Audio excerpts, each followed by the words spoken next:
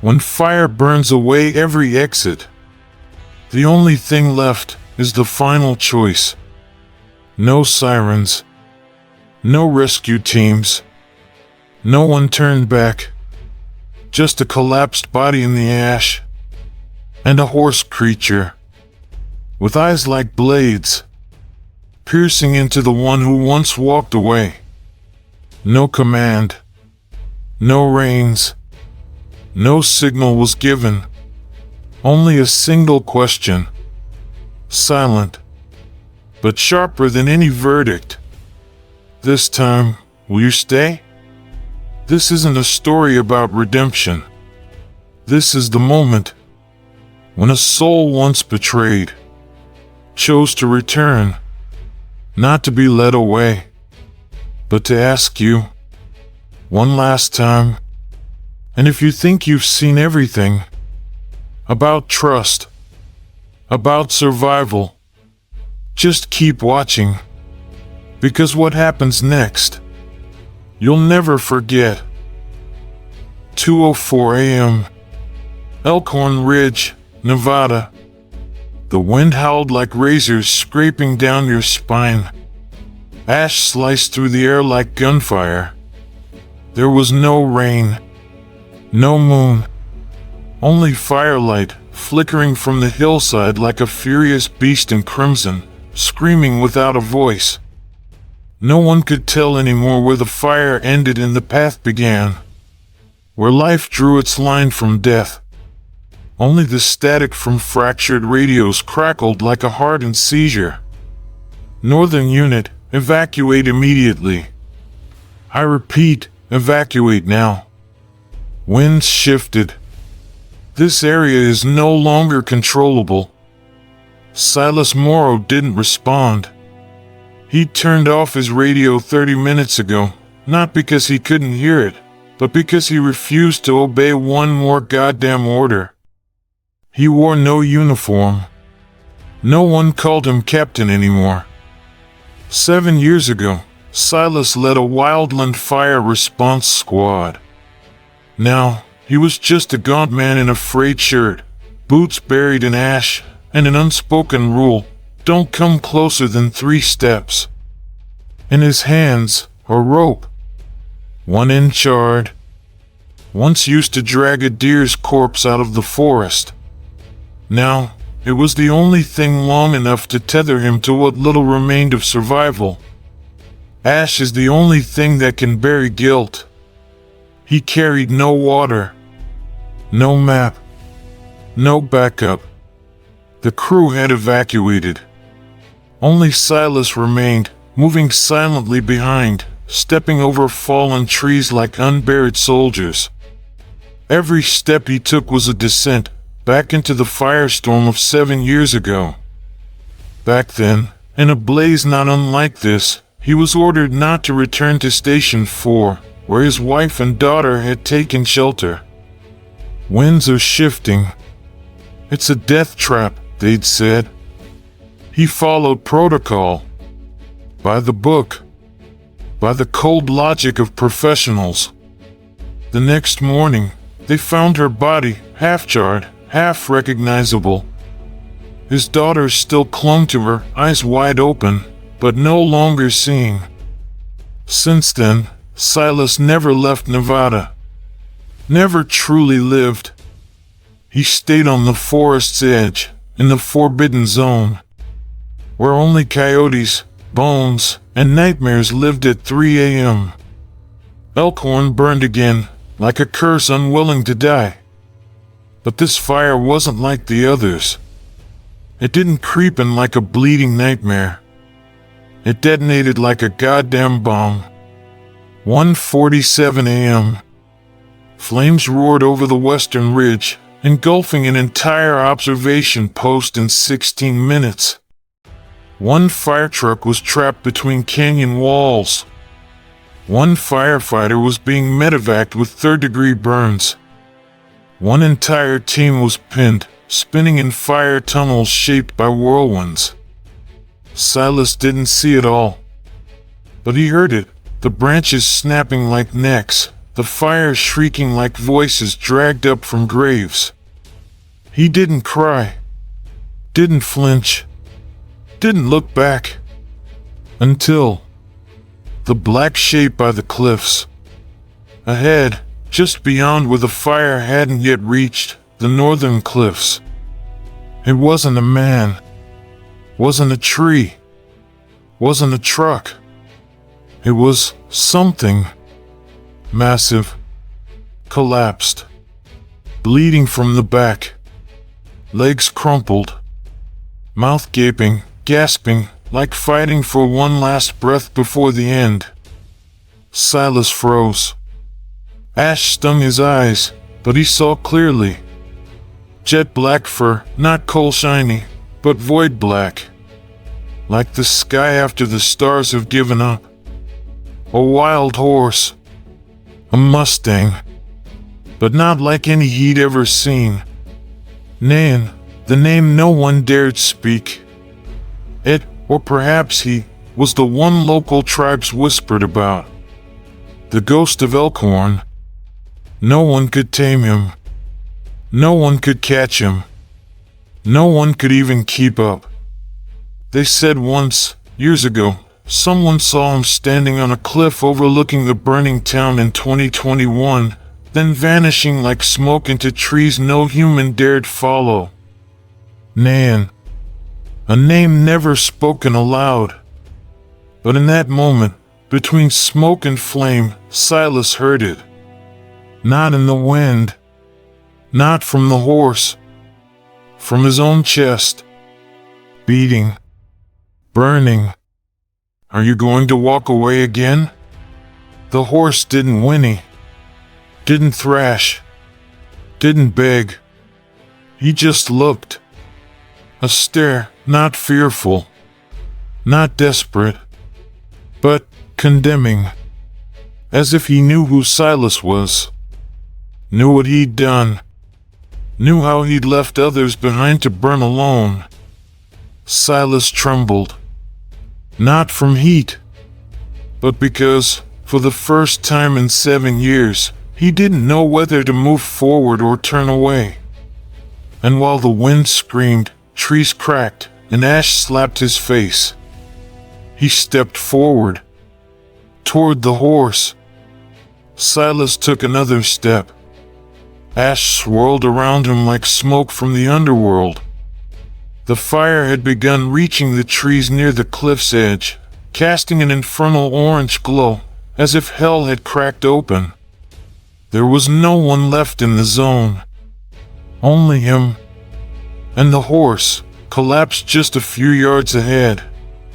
Nan, massive frame streaked with sap and blood, turned his head. And then he screamed. It wasn't a whinny. It wasn't a cry. It was a raw, throat-torn roar, a sound stitched from fear, agony, and a deadly warning all at once. Don't come any closer. His front hoofs scraped violently at the earth. Eyes wide, white showing. Dust and ash kicked up like a barrier summoned by instinct. Silas stopped. Not because he feared being kicked, but because something inside him had just split open. Flashback. 7 years ago. A night just like this. One man trapped in fire. Another, standing outside, biting his lip until it bled, forbidden from going back. And then that voice from the radio, burned into Silas's memory like a scar across his soul. Moral, do not enter Sector 4. Wind's too strong. Full retreat. That's an order. He obeyed. He didn't turn back. And for the next 7 years, he lived like a ghost. No funerals. No confessions. Just silence, longer than any sentence should ever last. Nan didn't know any of that. But the way he looked at Silas, it was the same look his daughter gave him, right before the smoke took her away forever. Silas said nothing. he didn't step forward again. Instead, he took the rope off his shoulder, placed it on the ground, a few paces ahead of him. No commands, no whistles, no hand extended, just him, standing there, between fire and ash, between memory and damnation, between the man who no longer wanted to live, and the creature who'd never let anyone close, both screaming in silence no one could hear. Two souls, one night, one chance to choose again. This time, I won't walk away. Nan stomped hard into the ground. The flames behind him flared like a crimson crown. Silas didn't move, didn't tremble, didn't demand anything. And for the first time, the horse's gaze changed. No longer the look of a wounded beast, but the eyes of something once abandoned, asking the world if it was still worth trusting. And in that moment, the world was just Silas. No one moved. The fire had started creeping toward the base of the cliff. A pile of dry leaves ignited to the left, crackling like someone choking back sobs while begging for one final chance. The wind snapped sideways, ash pouring down like a gray monsoon of guilt and reckoning. But Silas didn't flinch. Nan didn't bolt either. No more screams. No more resistance. Just standing, trembling slightly, not from fear, but from blood loss and exhaustion. The few meters between them, coated in ash, became sacred ground, where two souls, belonging nowhere, finally found each other. Silas let the canteen fall from his hand. The sound was small, but it echoed like a declaration, a surrender of every role: rescuer, survivor, man with the power to choose. Then he crouched slowly and sat still. No eye contact, no command. Back turned, exposing his neck to a wild creature that had every right to strike. No one had ever taught him how to be forgiven, but somehow he knew this time. Only silence and vulnerability could draw a wild soul closer. The wind shrieked like a scream from the past. A tree exploded nearby, its blaze lighting up the entire sky. Ash blanketed Silas's shoulders like a shroud, but he didn't move. A cursed statue waiting for absolution. Nan watched him, not with rage, not with whites of the eyes flared wide, but with the look of something that had once reached out and was answered only with rope, whips, and betrayal. Then, one step forward, slow, as if every inch shattered a brick in the wall that had taken years to build. Then the other leg, then a pause, then another step. Silas closed his eyes. His heart pounded so hard it ached in his chest. He didn't know if the next sound would be a hoof crushing his spine, or if he'd just staked the last sliver of his humanity on the chance of a touch. Nan stopped. The distance between muzzle and shoulder, barely a breath. He exhaled.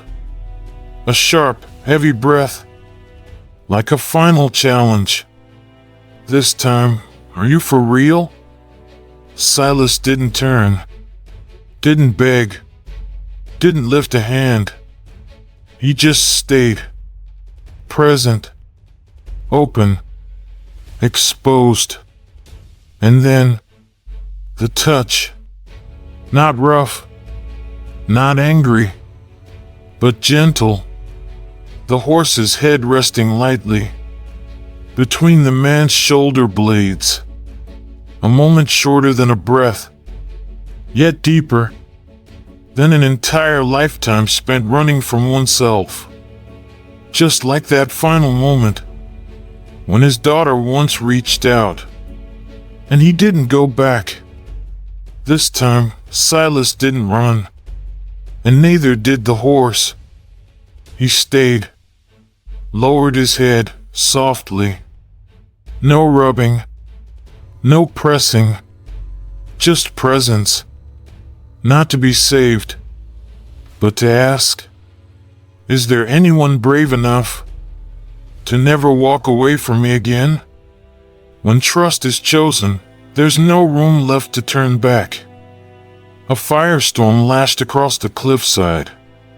Silas looked up, and for the first time in years, he wasn't thinking about his own death. Behind them, the flames had completely sealed off the way out. Ahead was a steep incline of jagged rock, deep fractures, half-burnt tree roots ready to collapse at any second. No flat ground, no marked trail, no miracles. Only one option left: climb or die. Nan stood beside him, nostrils flaring, back streaked in blood. But the Mustang wasn't looking at Silas. He was staring at the cliff. And without a signal, he leapt. Silas chased after. No time to tie the rope. No choice left. And he understood. For the first time, he wasn't the leader. Not the one guiding, but the one who had to trust in the instincts of a wild soul to survive. A burning tree crashed behind them, slamming down like the lid of a coffin. Ash hit his eyes. Smoke clawed at his lungs. But Silas didn't stop.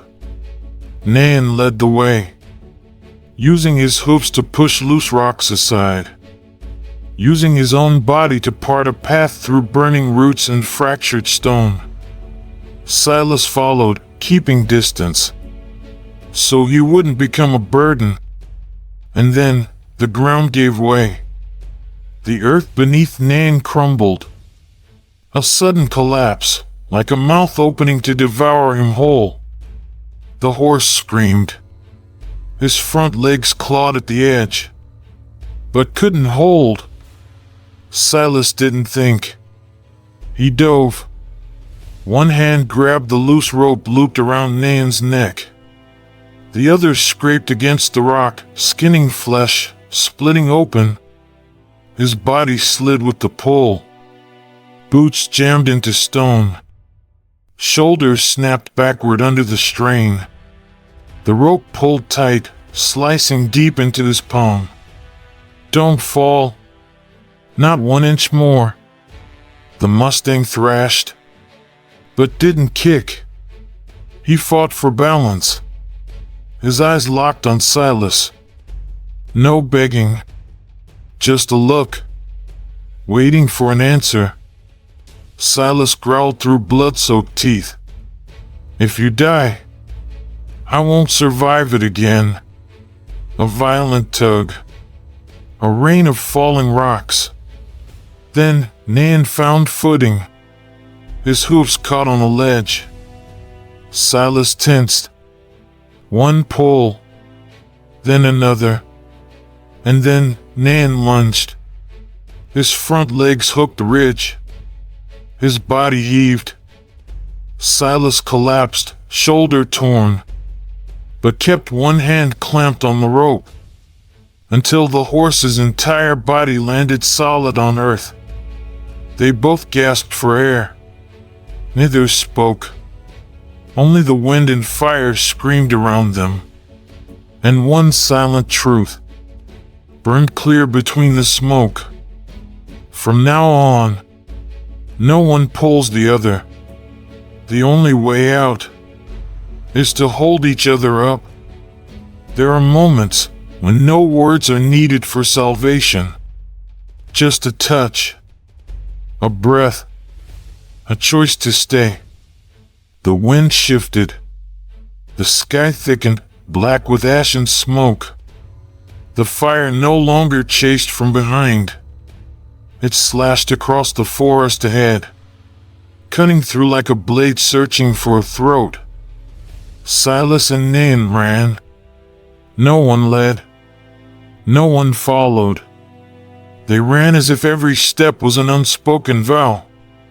I'm alive, you're alive. Then Silas stumbled. His head struck a scorched root. He tumbled into a shallow dip. Not deep, but just enough to fall behind. The Mustang's silhouette vanished in the storm of ash. Silence. Pain surged in his skull. Vision blurred. His chest heaved beneath distant explosions. Get up. I have to. But he couldn't. His body refused. Eyes dimmed. Everything spun, as if even the air had caught fire. Then a nudge. A sharp exhale. A warm weight pressing against his chest. Silas cracked his eyes open, and the first thing he saw wasn't the flames, wasn't the blood-red sky. It was Nan's black eyes, just inches away, dust-covered, but piercing, asking a single, silent question. Do you still want to live? Silas didn't answer, but he breathed. And when his chest rose, Nan pulled back, then leaned in again, harder. Not a strike, not pain, just enough pressure to make his heart remember how to beat. Silas braced himself, sat up, sweat, blood, and ash mixing into dark streaks across his brow. He leaned into the horse's neck for a moment, not to rest, but to understand. From this moment on, he was no longer the one doing the saving. He'd been saved. Nan turned. Didn't wait. Didn't look back. He just ran. And Silas followed. No map. No direction. Just those ears, upright, guiding him through the ash. Just that pressure on his chest. Still echoing. They didn't escape the fire. They were forged by it. And for the first time since losing everything, Silas understood. Sometimes, the true leader isn't the one who survives best, but the soul strong enough to never abandon someone who once fell. Midway down the cliff, all around them, fire spread like a net, and the wind howled like blades sliding down the spine. No way back, no way forward, only rock, steep, fractured, and a blood-red light above, shining down like a sentence already passed. Silas leaned back against the cliff face, shoulder twisted, arm bleeding, head spinning. His hand still gripped the rope, but now it led nowhere. Not to tie, just the reflex of a man trying to hold on to something that had long since snapped. On the ground beside him, a scorched back, blood pooling with every shallow breath. Nan. They had run. They had climbed. They had risked everything. They had survived. But now, only one choice remained. Climb the vertical cliff, or be buried alive. Silas reached for the rope, tried to hook it around Nan, to pull him up first. But the horse didn't move. No resistance. Just refusal. Silas crawled to the cliff's edge, fingers searching for grip. He turned and whispered, "Go first. I've got the rope." Nan stared. Didn't budge. Silas looped the rope around his shoulders, cinched it tight. Gestured again. Nothing. Ash began falling from above, like burning nails. To their left, a crack split the ground. Seconds from collapse.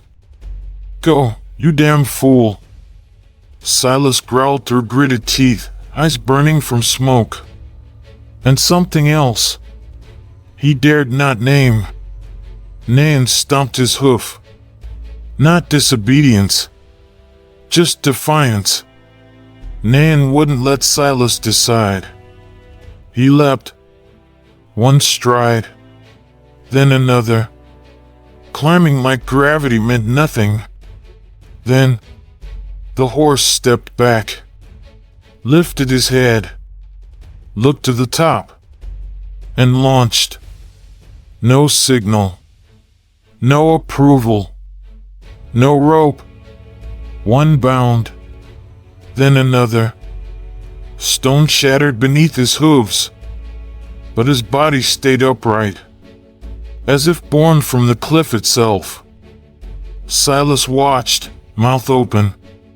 Forgetting the fire that burned in his throat. No horse could do this. No creature burned and bleeding should be able to rise like that. But Nan wasn't a creature anymore.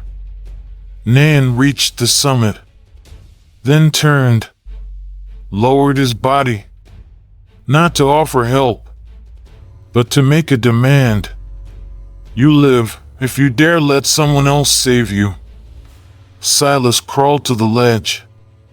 His hands trembled. Chest caved in with pressure. Nan had made it. Safe. Alive. Good, Silas gasped. He's free. I can stay. Then, the horse turned. No scream. No panic. No fear. Just turned. And lowered his body. Half of him stretching down the edge. Legs braced. Head bent low. Waiting. Not to rescue, but to offer a right. Silas backed away. Heart pounding. No. He shook his head. He couldn't. He'd been a captain once. The one who gave orders. The one who stood above all. And now, he was supposed to let a creature the world had cast out pull him back from the brink? Impossible. But the rock beneath him began to crack. Ash stormed around like an old locomotive. And the eyes above never left him. Silas let go. For the first time in his life, he let someone else save him. He was no longer the one holding the rope. He reached up, like a child, and grabbed the horse's mane. A blast, right behind him. The ledge crumbled into dust. No time. Silas closed his eyes and reached. Not for rope. Not for anchors. He reached for mane. Rough. Dust covered. And to him, it felt like the first forgiveness he'd ever touched. Nan yanked hard. Silas's entire body lifted. Slammed against the cliff. Flesh tore. Shoulder wrenched from its socket. But he didn't let go. Didn't scream. Just held on. Because if he let go, he wouldn't just fall back into the ravine. He'd fall back into the man he used to be. The man who left his wife, his daughter, and himself 7 years ago. They reached the top. The wind scattered the smoke. Light broke through. And for the first time in 7 years, Silas cried. Not for the past, not for the pain, but because someone had come back for him. 2 arms clawed at solid earth. Knees dropped onto stone. His back buckled. But he'd made it. Nan stood beside him, unmoving, unleaving. Silas looked up. The sky above, ash drifting like mist. And behind him, sunlight pierced the veil, shining down upon his bruised shoulders. For the first time, light didn't burn him. It forgave him. And Silas wept. Not because it hurt, not from regret, but because, for the first time in 7 years, someone didn't leave him behind. He wouldn't call it salvation, but he knew, if someone ever falls again, he won't walk away this time. One day later, the old fire station, now just a charred skeleton, wheels stripped from trucks, radios crackling like restless spirits that still hadn't crossed over. Silas sat on the burned-out steps. He didn't eat. He didn't speak. He just listened to the wind howling through a broken chimney, like echoes from a world he no longer belonged to. That night, they brought back 3 bodies. One was burned beyond recognition. The other 2, eyes still open, as if still searching for a way out. Silas didn't turn away. He just stood there, fingers clenched around a scorched rope, the same rope that once looped around the neck of a creature no one believed would ever come back. The next morning, when Silas stepped outside, eyes still swollen from smoke, throat dry like it hadn't known water in days, there it was. No call, no hoofbeats, no reins, just Nan, standing tall in the white morning haze, his back still bleeding, but his gaze brighter than any Elkhorn sunrise. Silas froze. The wind sliced through his still healing wounds. But he didn't shiver. He didn't ask, "Why are you still here?" He just whispered to himself, "You knew the way back, and still chose to wait for someone like me?" Nan didn't move, just flicked his tail, then turned his head, just once. Not as a command, but as a question. "Are you ready?"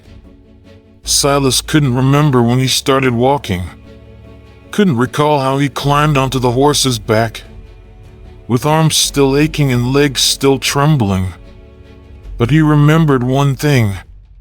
No rope was tied. No one guided. No one commanded. Just 2 heartbeats, breathing in sync. And together, they moved. Through fields of ash, past trees blackened like unnamed ghosts, across the plains of Elkhorn, where green grass had begun to sprout from the wounds of Mother Earth. No one looked back. No one asked, "Where are we going now?" Because for the first time, you didn't need to know where to know you were alive. Evening. The hills opened to the horizon, a golden stretch that shimmered like memory reborn. Nan stopped. No whinny. No tossing. Just stillness. Silas slid off his back. Feet touched the ground. And for the first time, He didn't feel smaller or weaker. He was no longer a captain, no longer a survivor, no longer the man who once screamed into a burning forest for what he'd lost. He was simply someone who had been chosen not to be left behind. He placed a hand on Nain's neck, not to hold, just to say thank you. Without a single word. That day, I didn't save a wild horse, and I wasn't saved by him either.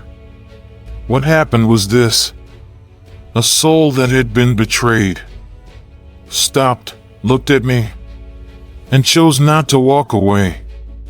Some things don't need to be held on to. They just need one chance to be trusted again. And if you ever ask me, do wounds ever truly heal? I won't answer with words. I'll tell you a story about a horse with no name, no bridle, no home. But on the day I believed I had nothing left to live for, he was there, waiting, not to be led, but to ask me one last time, asterisk, asterisk. This time, will you stay? I didn't save him, and he didn't save me. We just stood there, between torn flesh and burned memory, and looked straight at each other, asterisk, asterisk. Not for forgiveness, not for redemption, but to say one thing, clearer than any sentence handed down by life. This time, you won't leave anyone behind. Because if you've ever turned away, ever looked the other way, ever pretended to be strong, while rotting from the inside out, then hear this. One day, the thing you abandoned won't die. It will rise and return, not to cry, not to plead, but to look you dead in the eye and ask, this time, are you still running? This world doesn't need more survivors. It needs the brave, the ones who don't turn away, even when everything's on fire. And if there's something you left behind, someone you turned away from, or even if it was just yourself, then this story is for you. Not for comfort, not for tears, but to ask you one last time, this time, will you stay? Or disappear like all the others still breathing? If there's still a part of you that hasn't died, play button, watch until the end. Bell, subscribe. Megaphone, share this story.